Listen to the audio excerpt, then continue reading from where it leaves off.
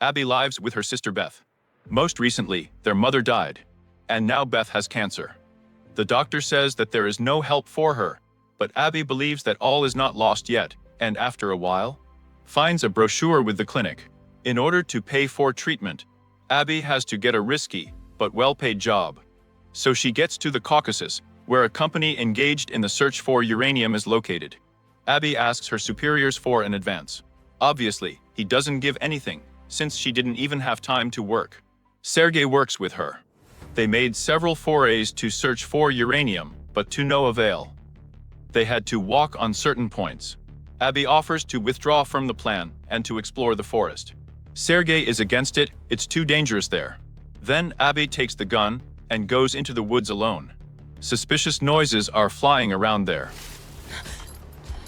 And then she finds a certain stone, which she takes to the laboratory for study.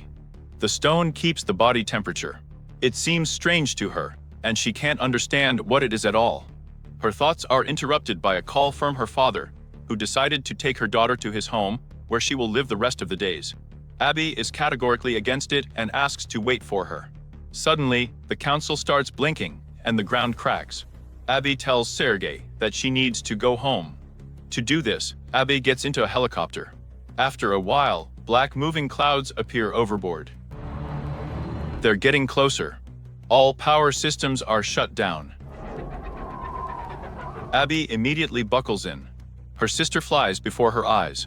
When she opened her eyes, the helicopter was already on the ground. Abby treats the wounds of the surviving pilot and goes to inspect the territory.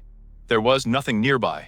I have to go back to the helicopter and try to call for help on the radio, but no one answers. Then she studies the map. It shows that the road is 60 kilometers away. Night falls. Abby takes apart everything that can burn and creates a bonfire. Maybe someone will notice her. Is there anyone here? The next day, the pilot dies.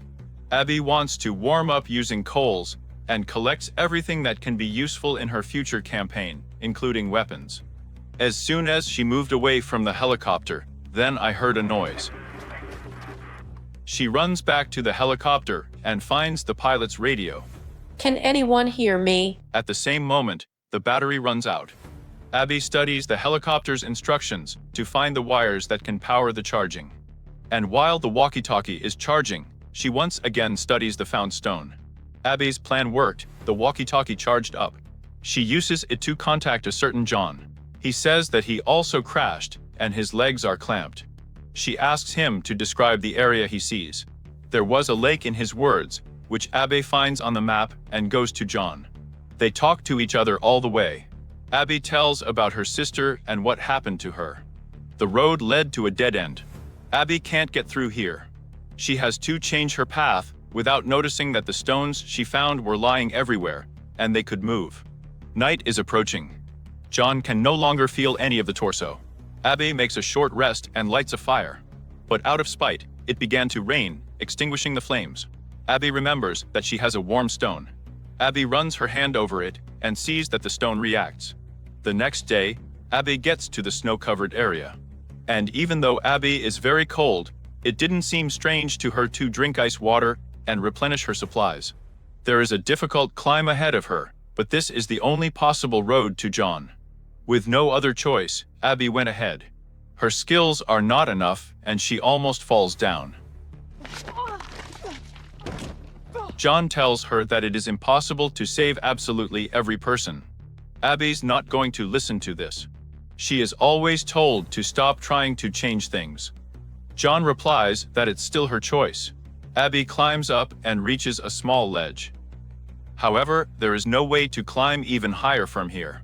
John says he's sorry, she was one of his favorites anyway. Abby wasn't sure what that even meant. She wants to contact John, but he's not answering anymore. Then Abby uses a knife as a protrusion, but it could not withstand her weight and breaks. Abby remembers the doctor saying that there are no miracles in the world. She takes the stone and extends it with her fingers. The stone is easily driven into the wall, and now she can climb up, after which she takes the stone back, while the same cloud flies in the sky. There is a military base very close by. Abby lights a bonfire so the soldiers can see her and mark her way where she went. After a while, John spoke up. He says she shouldn't attract attention.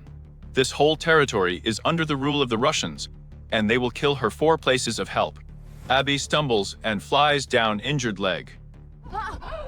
I remember what John said. She was walking away from a soldier who was walking in her direction. A little later, she goes to the settlement.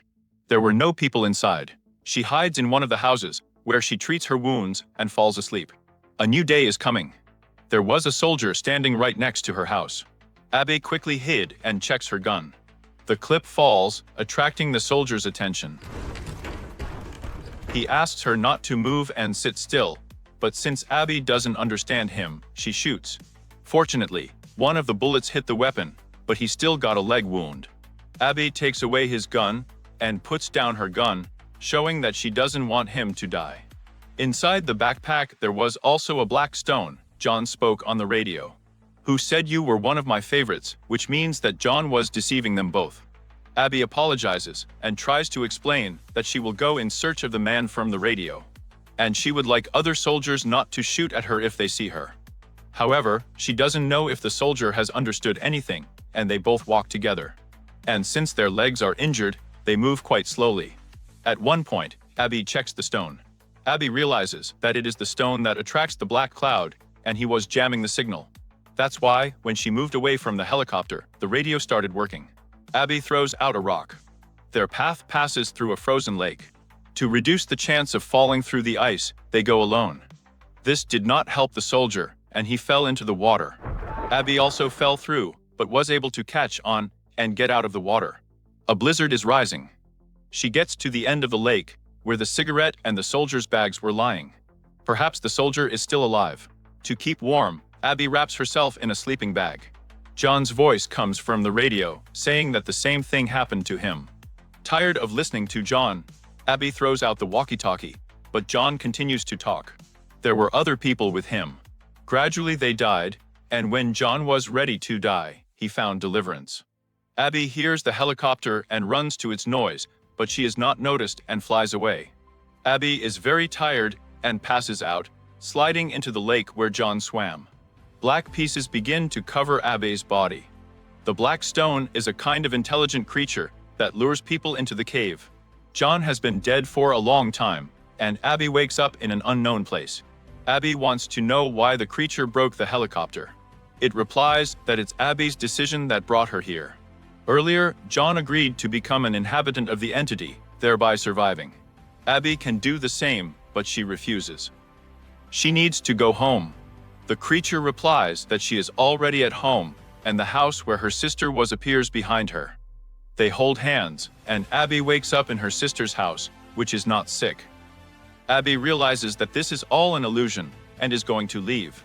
She realized that immortality cannot be life. Abby wakes up in a sleeping bag and lights a flare. This time she was found and rescued. The film ends with a scene of Abby returning home, where she spends her last days with her sister.